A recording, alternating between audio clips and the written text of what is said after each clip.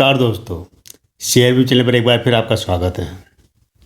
दोस्तों, मेरे एक दर्शक ने जानकारी मांगी है कि जो एसएमई कंपनियां होती है या एमएसएमई ये कंपनी होती है, इन कंपनियों में इन्वेस्टमेंट कैसे कर सकते हैं हम, और ये कंपनियां क्या होती, इसके अंदर इन्वेस्टमेंट करना कितना खतरनाक होता है या फ़ायदेमंद होता है, और सबसे पुरानी कंपनी यानी सबसे पहले कौन सी एसएमई कंपनी शेयर मार्केट में लिस्ट हुई थी, ये सारी जानकारी मैं आपको इसी वीडियो में दूंगा। पहले हम जान लेते हैं कि एसएमई कंपनियां क्या होती है और एमएसएमई कंपनियां क्या होती है। तो एसएमई इसका मतलब है कि स्मॉल एंड मिडिल इंटरप्राइजेस, यानी कि छोटी कंपनियां, और एमएसएमई यानी माइक्रो स्मॉल एंड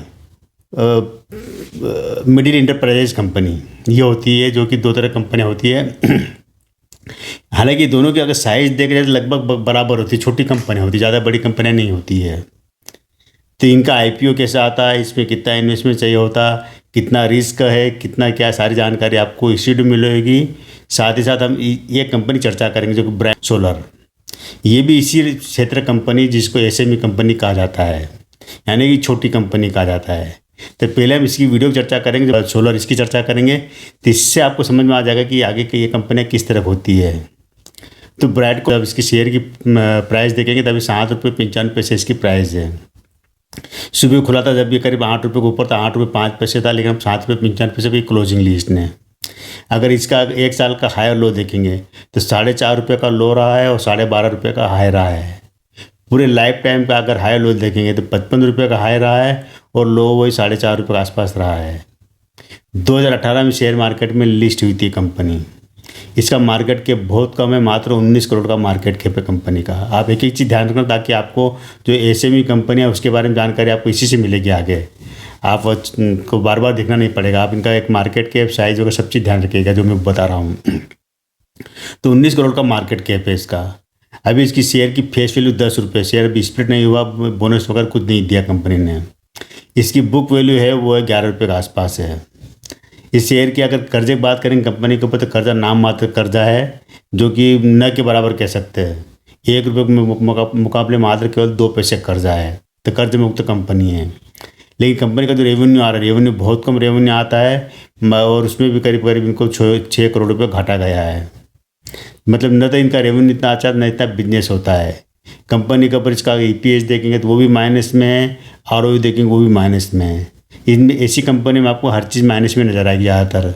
कुछ कंपनियां होती जो कि अलग तरह से होती है, जिनका फाइनेंशियल जो फंडामेंटल बहुत स्ट्रॉन्ग होता है, लेकिन इनका ज़्यादातर नहीं होता इन कंपनियों में। तो यहाँ पर जो मैंने आपको बताया, जो बी कंपनी क्या करती है कि जो सोलर के जो पंप वगैरह ये बनाती है, ये मतलब ये पंप मैन करके इस तरह के ब्रांड जो गुजरात में चलते हैं, गुजरात के अहमदाबाद वगैरह आसपास के इलाकों में, जो कि सोलर से चलने वाले खेतों में जो पंप लगते हैं वो चलते हैं, वो बनाती कंपनी। इसके अलावा सोलर पैनल बनाती है, सोलर के जो बल्ब वगैरह जो खेतों में लाइट लगते हैं वो बनाती कंपनी। और इसका क्या है कि वितरण भी गुजरात के आसपास ही, कंपनी बहुत छोटी है। तो आपके ये जो कंपनी है, जो 19 करोड़ इसका साइज़ है मार्केट की, पूरी कंपनी अगर टोटल वैल्यू भी देखी जाएगी ना, तो कंपनी की वैल्यू जितनी उतने कंपनी कर्ज मुक्त कंपनी, देनदारी इनके ऊपर है। तो क्या होता है कि ये छोटी कंपनियां होती है, और इसी एक दो ने हमारे देश में हज़ारों कंपनियां हैं। ये जो कंपनियां होती है, जो एसएमई कंपनियां कहा जाती है या एमएसएमई ये कंपनियां कही जाती है, इनका 29% योगदान ये कंपनियां देती है। ज़्यादातर ये कंपनियां क्या है, या तो बड़ी कंपनियों के लिए काम करती है या सरकार के लिए काम करती है। खुद के नाम से ब्रांड इनका बहुत कम कंपनियां होती है जिनका खुद का ब्रांड भी चलता है, और खुद ही अपने एक इंडिविजुअल मार्केट में एक पेट बना के रखती है। लेकिन ज़्यादातर बड़ी कंपनी के लिए काम करती है। जैसे कैसे करती है मैंने आपको बताया, जैसे कार बनती है, कार के कई छोटे छोटे पार्ट्स होते हैं, तो वो छोटे छोटे पार्ट्स बनाने वाली कंपनियाँ होती है। इस तरह की और भी जितनी जो कंपनियाँ होती है, किसी को पैकेजिंग का डब्बे बनाना काम है, किसी का स्क्रू बनाना है, किसी का तार बनाना है, किसी का वायर, किसी का स्प्रिंग बनाना है, तो नट बोल्ट वगैरह बनाने वाली ऐसी छोटी छोटी कंपनियाँ बहुत होती है जो कि बड़ी बड़ी कंपनियों के लिए काम करती है। तो क्या है कि ये इन कंपनियों को गरीब कंपनियां कहा जाता है। हमारे देश में गरीब कंपनी की श्रेणी में आती है सारी जो एसएमई कंपनियां होती है या एमएसएमई कंपनियां होती है। अब जो मेरे दर्शक जिन्होंने जानकारी मांगी है ना कि जो आप इसके ऊपर एसएमई कंपनी के ऊपर बताइए, तो वो यहीं से शुरू होता है कि आप यहीं से समझेंगे कि कंपनी की ज़रूरत क्यों, इनको आईपीओ लाने की मंजूरी क्यों दी गई आखिर। तो क्या होता है कि जितनी भी कंपनियां थी होती है, सबसे ज़्यादा इनकी ये गरीब कंपनियां इसलिए कही जाती है कि ये आर्थिक संकट हमेशा इनके ऊपर बना रहता है। इनको मदद नहीं मिलती, इनको बैंक वाले लोन नहीं देते, क्योंकि इनके पास न तो इतना ज़मीन होती, फंडामेंटल होता, न इनके पास कैश होता, न इनके पास जो मजदूर वगैरह काम करते, ज़्यादातर डेली वेजेस पे करते, इस तरह से करते दिहाड़ी के रूप में। तो न तो मजदूरों का डेटा इनके पास होता, न ही कोई बिजनेस का डेटा खास होता, न ही कहीं इस तरह से होता कि बैंक वाले इनको इनके बिजनेस के लिए लोन नहीं दे पाते हैं। इस कारण ये कंपनी अपने आप को अपग्रेड नहीं कर पाती, अपने आप को नई टेक्नोलॉजी से जोड़ भी नहीं पाती है। जो व्यापारी लोग या बड़े बड़े जो फाइनेंस कंपनियां लोन देती है, उनका ब्याज बहुत ज़्यादा होता है। ऐसे में क्या होता है कि इतना होता है कि ये कंपनियां उसके ब्याज को देने में ख़त्म हो जाती है, चुका नहीं पाती है। और ये एक दिन ऐसा भी आता है कि जो लोग इनको लोन देते हैं वो इनकी कंपनियों को खा जाते हैं। तो कई कंपनियां इसी तरह बंद हो चुकी है, हज़ारों कंपनियां बंद हो चुकी है, और आज की तारीख में भी कोई ना कोई कंपनी बंद हो रही होगी है। तो क्या होता है कि ये कंपनियां ज़्यादातर सरकार की तरफ मुंह लगा कि सरकार उनको आर्थिक मदद करे। सरकार पैकेज भी लाती है। पिछले साल ही सरकार ने 7,000 करोड़ का पैकेज लाए थे एसएमई कंपनियों के लिए, कि 7,000 करोड़ पे इनको आवंटित कर, 7,600 करोड़ का। तो हर साल कोई भी सरकार आती है, इनके लिए कोई योजना बनाती है, फंड लाती है, इनको मदद करती है किसी न किसी रूप में। लेकिन वो मदद इतनी कम होती है कि ऊँट के मुँह में जीरे के समान होती है। तो इनके पास क्या है कि उससे पारा नहीं पड़ता है कि भाई किस तरह हम अपने आप को वापस उस लेवल पर लाएं। तो सरकार ने क्या है कि 2012, आप ध्यान रखिएगा तारीख कि जिन्होंने मेरे दर्शकों ने जानकारी मांगी थी कि सबसे पुरानी कंपनी कौन सी थी लिस्ट होने वाली, तो 2012 में इसकी शुरुआत की थी। शुरुआत ये की थी कि जो एनएससी और बीएससी जो प्लेटफार्म है, तो वहाँ पर ये इन्होंने ये किया था सरकार ने कि भाई इनको भी शेयर मार्केट में लिस्ट होने का मौका दिया जाए, ताकि ये भी पब्लिक से फंड उठा सके, पब्लिक से पैसा उठा सके। लेकिन शेयर मार्केट में किसी कंपनी को लिस्ट होना बहुत आसान काम नहीं, बहुत टेढ़ी खीर होता है, क्योंकि सेबी के इनके नियम इतने कड़े नियम होते हैं, और इतनी ज़्यादा जांच होती है, और इतनी ज़्यादा उसके अंदर शर्तें होती, कंडीशन रखी होती कि कंपनियां मतलब उसको पूरा कर ही नहीं पाती है। इस कारण शेयर मार्केट में लिस्ट होना छोटी मोटी कंपनियों के लिए बहुत कठिन काम है, कह सकते हैं एक तरह से। तो यहाँ पर क्या किया कि जितनी भी कंपनियां थी, इनको सेबी की मंजूरी से मुक्त रखा गया कि सेबी की मंजूरी की जरूरत नहीं है। ये केवल जो बीएससी और एनएससी प्लेटफॉर्म पर अपने आप को लिस्ट करा सकती है। इसके लिए क्या कि जो एनएससी से जो प्लेटफॉर्म है शेयर मार्केट में, उन्होंने एक नया प्लेटफॉर्म बनाया अपने, एक जो सब प्लेटफॉर्म कह सकते कि एनएससी ई मर्ज इस नामक एक प्लेटफॉर्म बनाया। और इस तरह बीएससी ने भी अपना बनाया कि वहाँ पर क्या कि जो कम शर्तों यानी कि शर्तें आसान कर दी शेयर मार्केट में लिस्ट होने के लिए, और ये आसानी से शेयर मार्केट में लिस्ट हो सकती है, ज़्यादा इतनी कड़ी शर्तें नहीं लगाई। तो ऐसे में क्या करा कि इनके लिए एक सीमा बांध दे कि ये जो कंपनी जिनका 100 करोड़ से कम का मतलब मार्केट कैप होता है, तो ये कंपनी अपना आईपीओ लाएगी तो 100 करोड़ से कम का इनका आईपीओ होगा, 100 करोड़ से ऊपर का नहीं होगा।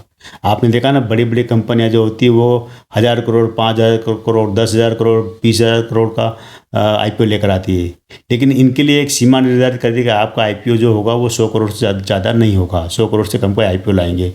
तो आप देखना कि ज़्यादातर ये जो कंपनियाँ होती है, जितनी भी जो एसएमई कंपनियाँ होती हैं, इनके जो आईपीओ आते हैं वो आते हैं किसी का 18 करोड़, किसी का 5 करोड़, किसी का 20 करोड़, किसी का 25 करोड़, इतने लेवल तक का आईपीओ आते हैं।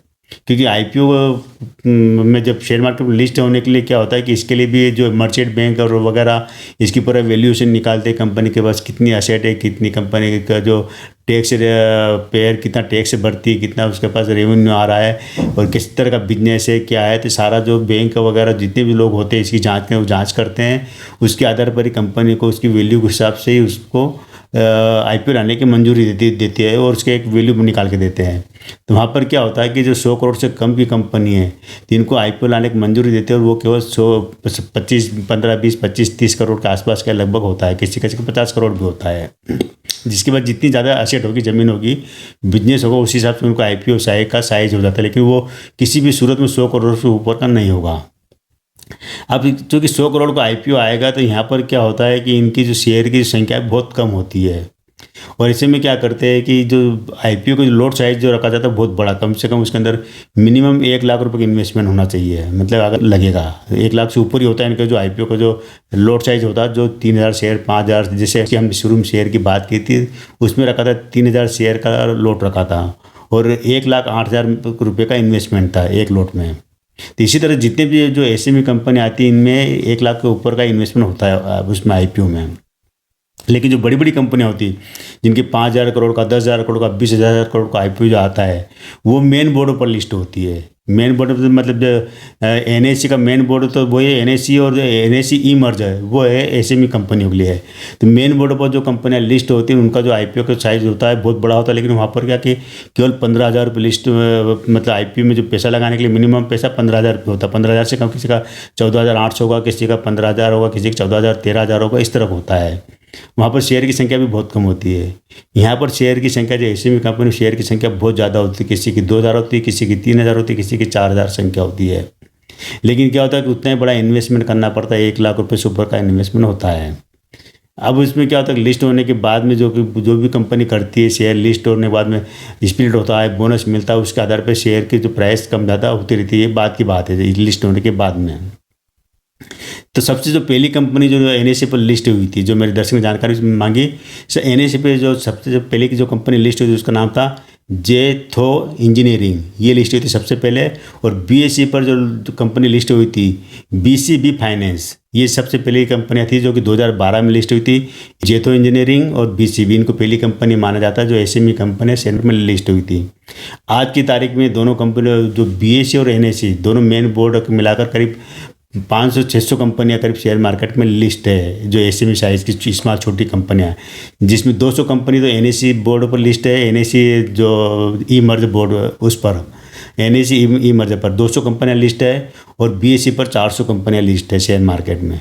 लेकिन इसके अंदर से भी कई कंपनियां क्या है कि जो बंद हो चुकी है, मतलब क्या जिसके ऊपर सस्पेंड हो चुकी है उनका रिकॉर्ड है। लेकिन इनका जो टोटल अगर मार्केट कैप देखा जाए, जो BSE की कंपनी का मार्केट कैप देखा जाए तो करीब 1,68,000 करोड़ का है। और इसमें देखा जाए अगर NSE पे देखा जाए, NSE जो कंपनी लिस्ट है जो उनका मार्केट कैप करीब 8,000 करोड़ का मार्केट कैप है उनका। तो ये कंपनी जो लिस्ट होने के बाद में क्या होता है कि इनमें रिस्क होती है, बहुत बड़ी रिस्क ये होती है कि कंपनी का शेयर यहाँ पर क्या कि बहुत ज़्यादा मैनिपुलेट होता है। बहुत ज़्यादा कई बड़े बड़े जो ऑपरेटर या बड़े बड़े लोग इसमें इन्वेस्टमेंट करते हैं शुरू में, वो लोग क्या करते हैं कि बाद में शेयर को गिरा भी देते हैं और उसके अंदर कई बार लोग फंस भी जाते हैं। रही बात इन्वेस्टमेंट करने की, आप कभी भी इन्वेस्टमेंट कर सकते हैं, आप IPO में पैसा लगा सकते हैं, लिस्ट होने के बाद भी आप शेयर खरीद सकते हैं। इस तरह के छोटे शेयर जो मैंने कहा ना कि जो 5 रुपये 10 रुपये 20 रुपये के शेयर होते हैं, किसी 3 रुपये 2 रुपये होते हैं, ये वो शेयर होते हैं जो SME कंपनियाँ के होते हैं। वो शेयर नहीं जो बड़ी बड़ी कंपनियाँ के शेयर गिराए वो नहीं होते हैं। ये लिस्टिंग इनकी लिस्टिंग की शुरू बहुत छोटे प्राइस पर होती है। तो ये दोस्तों जो मेरे दर्शक ने जानकारी मांगी थी कि क्या होती है SME कंपनियाँ ये होती है। यहाँ रिस्क भी उतनी होती है, प्रॉफिट भी उतना है। तो मतलब क्या कि आप कमाओगे तो बहुत ज़्यादा पैसा, कई कंपनियों ने लिस्ट होने के बाद भी 1 लाख के 10 लाख बन चुके हैं। लेकिन किसी कंपनी को ये भी हुआ कि 10 लाख के जो 1 लाख है वो 10,000 भी नहीं रहे हैं। रिस्क ज़्यादा होती है। हाँ, इसके अंदर एक चीज़ ज़रूर होती है कि जो करीब कुछ कंपनियाँ जिनका बिजनेस अच्छा चलता है वो क्या होती है कि जो SME जो ई मर्ज बोर्ड है, यानी कि जो छोटे कंपनी प्लेटफॉर्म वहाँ से अगर अच्छा बिजनेस कर जाती है, अच्छा उसका ऑर्डर आता है, अच्छा बिजनेस मिल जाता है, तो वो क्या कि मेन बोर्ड पर उसको ट्रांसफ़र कर देते बाद में। मेन बोर्ड मतलब जहाँ पर बड़ी बड़ी कंपनी लिस्ट है वहाँ पहुँच जाता है वो। लेकिन इस तरह की कंपनियां हमारे शेयर मार्केट में जो सरकार की शुरुआत हुई थी, जो चिदम्बरम ने की थी, उसके बाद में नितिन गडकरी जी ने भी इसके लिए कहा था कि इसी कंपनी को हमें प्रोत्साहित करना चाहिए, उनके लिए आर्थिक समाधान करना चाहिए, आर्थिक संकट दूर करना चाहिए। इसलिए उनके लिए शेयर मार्केट में जगह बनाई और आज शेयर मार्केट में अच्छा काम कर रही है, अच्छा उनका ज़बरदस्त मार्केट कैप भी सब कुछ है। तो ये ज़रूरी है कि आप इन्वेस्टमेंट करो तो अपने जो पोर्टफोलियो में ऐसी कंपनी का परसेंट 10% से ऊपर नहीं रखना चाहिए आपके पोर्टफोलियो में। यानी कि अगर आपने 1 लाख रुपये डाला तो उसमें मात्र 10,000 रुपये डालो SME कंपनियों में, बाकी अच्छी बड़ी कंपनियों में डालो। क्योंकि अगर यहाँ पर अगर आप 10% पैसा अगर आपका डूब भी गया, बाकी 90% पैसा आपका बच जाएगा। तो ये दोस्तों आज की मेरे जो दर्शक ने जानकारी मांगी थी मैंने खंगाली और सारी आपको दी थी। उम्मीद है कि उनको भी कुछ पता लगा वो कंपनी क्या होती है। साइड में मैं लिस्ट दिखा रहा हूँ कितनी कंपनियाँ, या हालांकि पढ़ तो नहीं पाऊँगे, बहुत बारीक शब्दों में है, लेकिन फिर भी बहुत लंबी लिस्ट है। ठीक है दोस्तों, कैसा लगा वीडियो ज़रूर बताना। आज के लिए इतना ही, कल फिर मिलते हैं मैं एक नए वीडियो के साथ। तब तक मेरे चैनल पे बने रहिए, शेयर कीजिए, सब्सक्राइब कीजिए।